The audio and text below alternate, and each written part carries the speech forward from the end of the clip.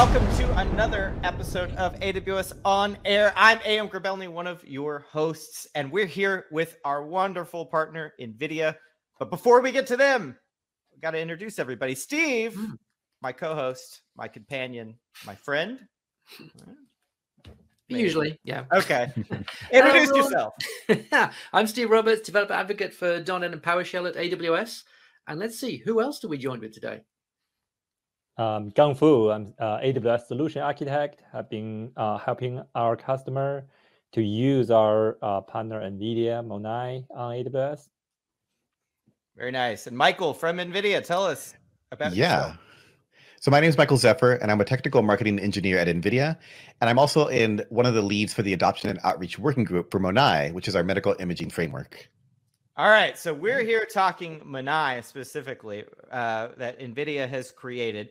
It is, as you just said, a framework specifically for medical workloads, but with working with machine learning, right? So, Michael, what's specific about medical workloads that you need your own dedicated machine learning framework with MONAI?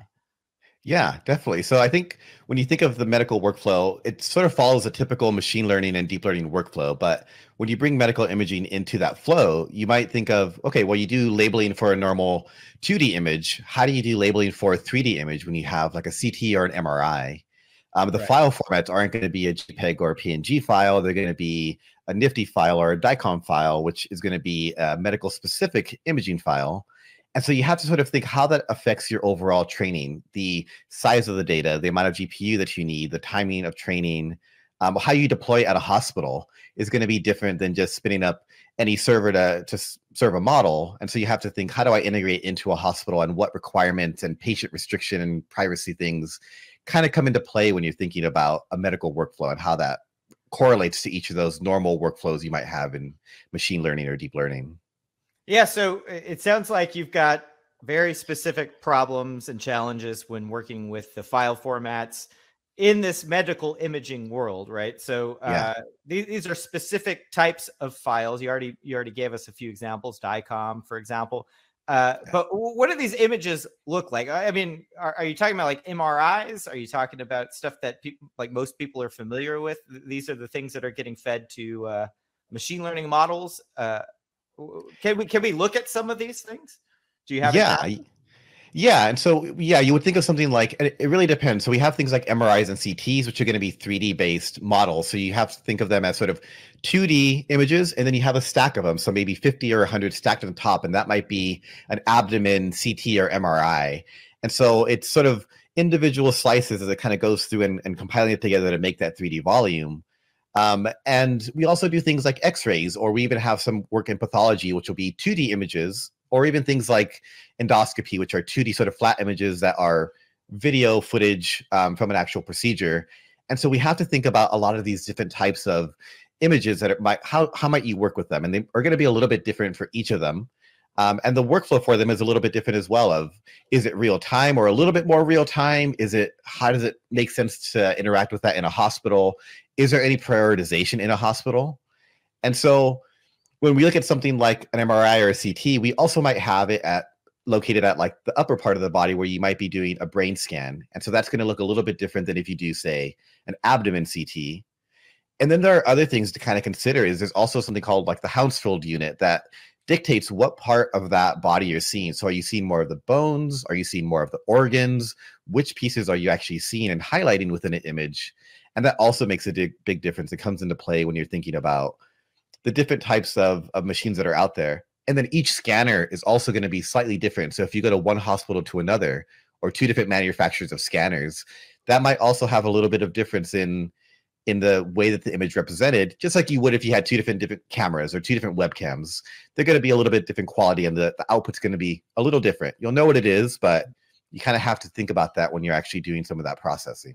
So you're saying there's bones inside all of us. It's kind of scary, Michael. It's really scary to me. I'm just kidding. It sounds way different than, your typical, cat pictures or pictures of digits that you're trying to, handwritten numbers or something like that you would traditionally find in, machine learning tutorials and things like that. what about the actual, a lot of ML models require labeling, right? Labeling the data. Yeah. And I know you were telling me prior that there is a MONAI label feature, which who is actually labeling this data? Who's going in and annotating these pictures, these images? Yeah. And so I think when we think of the medical workflow as well, one of the things we have to think about is who's interacting with the different pieces of the workflow. And so because medical imaging is so specific for how do you label this data, you need a radiologist or an annotator who knows the medical anatomy and knows what they're actually looking for in the image. And so that's where we try to integrate with the workflow that a normal medical professional might have. And so you mentioned MONAI label, and MONAI label is really where you might start on one of these problems. So you have this data, you have MRI scans or CT scans. How do you get it labeled? And so you normally have a radiologist who would interact with that. And depending on how comfortable the radiologist or doctor is, they may try to spin up a Jupyter notebook and maybe do some exploratory analysis in there. But we also integrate with these different medical viewers. And so two of them are 3D Slicer and OHIF are examples that we have integration with. And what that gives people is a view of the anatomy itself. And within there are toolings to do annotation that is a little bit more specific to how you might do it in a medical sense. So you can do some outlining for organs and do some sort of quick annotations. You might go slice by slice and use sort of a paintbrush to go through and annotate. It's whatever the radiologist is comfortable with, because all of them will have sort of a little bit of a different flow to what they like to do. And what we try to do as MONAI is integrate with that to make their lives as easy as possible and to get them involved in that AI creating process, because we need them. They're the ones who are doing these annotations, and they're really key to the whole process for everything. So the more friendly and more interactive that we can have that data scientist and this radiologist working together at a research lab or in a hospital is really one of those key things to really taking off of getting AI and medical imaging kind of collaborating and working well together. So you mentioned workflow a couple of times there, and my developer brain started to twitch into the idea of like, okay, is this like one workflow for everyone, or does everyone have their own workflow? Yeah. With variances, and like where does MONAI fit in? Does it fit in across the entire workflow of these pipelines, or is it set for like specific parts of that workflow? Yeah, and when we think of workflow, I think it also varies pretty drastically as well. A lot of times we'll work with, say, research institutions or colleges. So King's College London is one of the co-founders of MONAI along with NVIDIA. And so when they're working at it there, they might not need to think about the same way a hospital might need to think about the data that they have, because they're a research institution. So they still have their own particular flow, and they're doing novel research on whatever it might be that they're doing for their particular PhD or their particular lab that they're doing. But what we try to do with MONAI is, well, we have to think about that. So we go from labeling, and then we might want to do some additional fine tuning or training, and then we want deployment.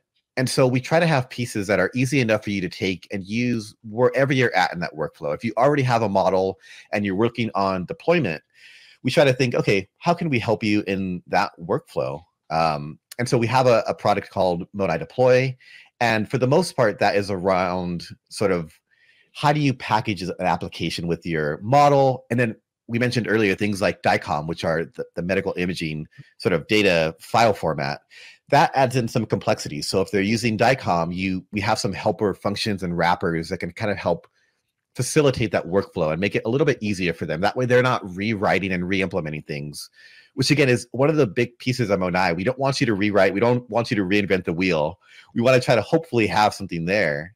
And if not, and there isn't something there, we really want it to be sort of a user-friendly, supportive community where you're coming back to MONAI, coming back to try to implement best practices, or maybe you have an idea and you come back and you go to GitHub, post an issue or open up a discussion and say, hey, I'm having this issue with my workflow in the deploy side or in the labeling side. And we can either help you and say, oh, did you think about doing it this way? Or we have some other data or API that might help. Or, you know what, we don't have that yet, but it would be great if we work together as a community to figure out how do we implement that? How do we make it easier for everyone who's doing your type of workflow as well? So this is really designed for, or in a sense, it's designed to accommodate existing workflows and tools. But if there is a gap there, presumably the community can step up and help plug that gap.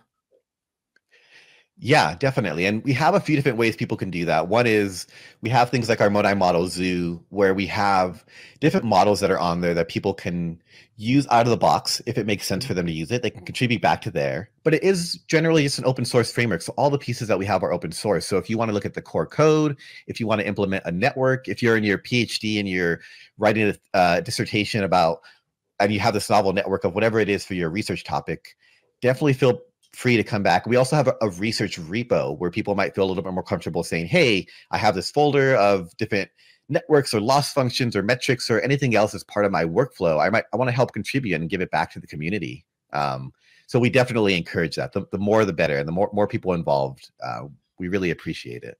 Michael, you had a really nice visualization of the kind of step-by-step life cycle of training a machine learning model using MONAI. Can I pull up your screen? Can we take a look at that?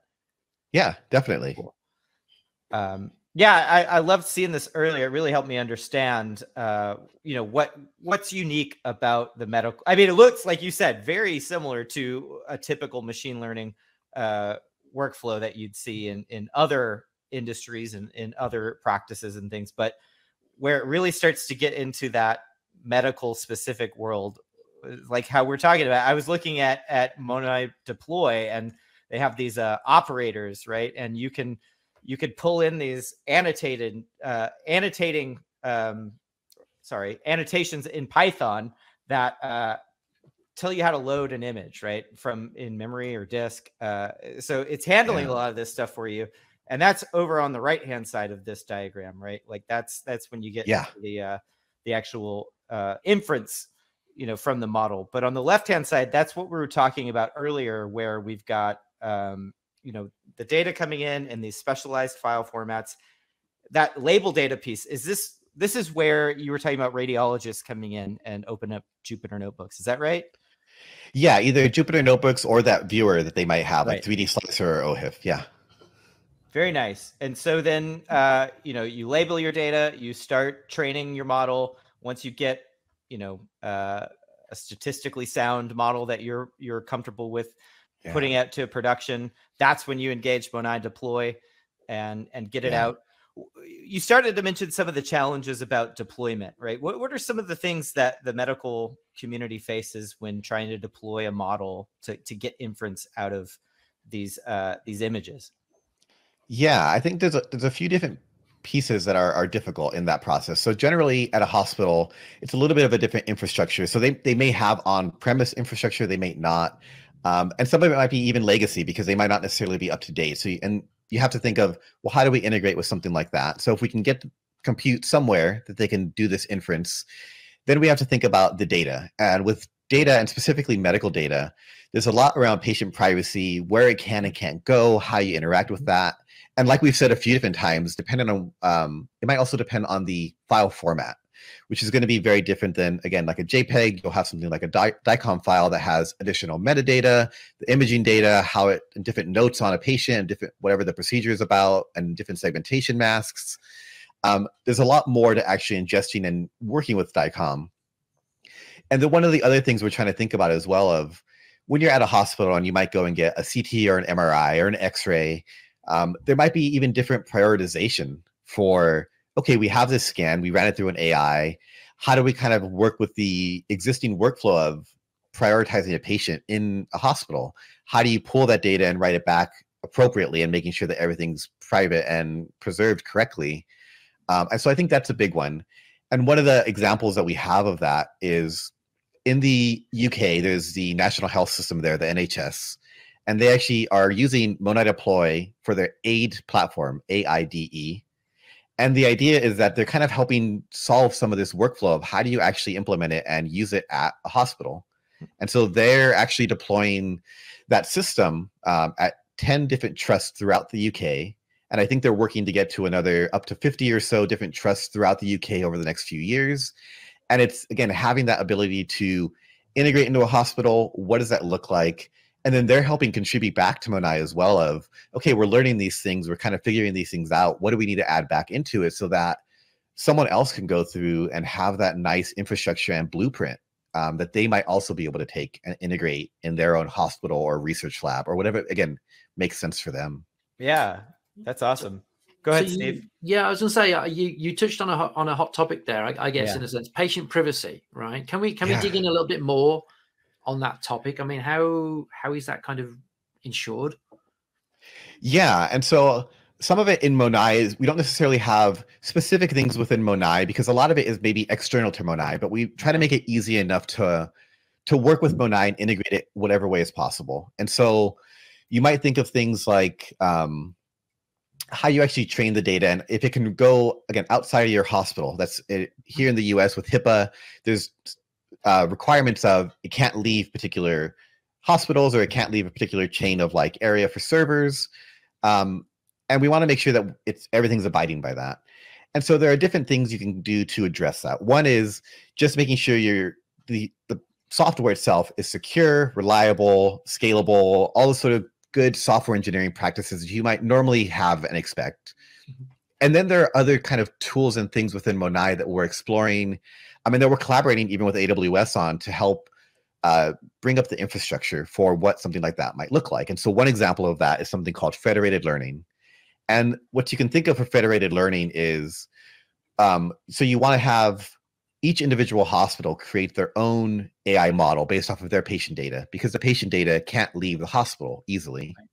And so they'll create their own model there, but they're all contributing to one global model based off of the weights of their individual models at each institute.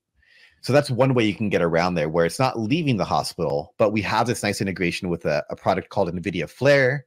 We have a guide for how to deploy this on AWS and how to make sure that each of your data stores and your infrastructure is secure there so that nothing's being leaked. And then that's one option that you might have for that. The other one is around generative AI. And I know generative AI right now is sort of a big craze right now with everything going on with Stable Diffusion and ChatGPT. And so we have some generative AI work happening in MONAI as well that partially is around how do we address this patient privacy issue? Because if we train a generative AI model on some of this patient data, that synthetic data that gets generated won't necessarily have the same HIPAA requirements or restrictions that actual patient data might have. And we're kind of just getting into that field right now. I know it's all pretty new with everything over the last year or so. And so we're kind of exploring what does that really look like and how can that help just the general medical community as a whole. Yeah, I'm kind of, the more I think about that synthetic data, the more interesting it becomes from a medical teaching perspective. Yeah. You know, across the wider field. So yeah, the data can't leave the hospital, but you know, we've got trainee doctors, radiologists, whatever, around the globe, right? Yeah. That idea of being able to generate synthetic data that's based on real world models and how to use that sounds like an interesting use case. Yeah, definitely. And we have a session coming up at our event GTC here at the end of March that is around generative AI, that we're going to be releasing our repo. And we're going to talk about a little bit more of what does that look like. And again, hopefully, because we're trying to create this community of people who are interested in whether it's just generative AI on its own and thinking about it in, again, a 3D sense or a little bit different sense of from a 2D image, or are in the medical field and want to help figure out that problem of patient privacy, generating more data. Data is, although we have pretty large amounts of data because of the size of the data, some, especially very specific, say, diseases or prognoses we don't have a lot of data because we can't share it very easily between hospital and hospital. So that's going to be a big thing that we're hoping will help kind of push the field forward of how do we get this data out there? How do we kind of jumpstart some of that data sharing by having synthetic data? Yeah, that was one of the first things I noticed about MONAI when I went and checked it out, actually, was it, beyond technology, seems like a very vibrant community as well. And you all have the model zoo there, right, where you're sharing trained models and things too. So it seems like a really great place to go check out, which that's what I'm telling you to go do right now. Go check out MONAI on GitHub. There's a extensive documentation too. I was walking through the tutorials there. That's where I was reading about the deploy app and seeing how the app gets packaged up in a Docker container, all kinds of really neat things that MONAI offers here. What do you want to leave us, Michael? Anything for our audience in the last few, maybe 30 seconds or so that you'd like them to go do?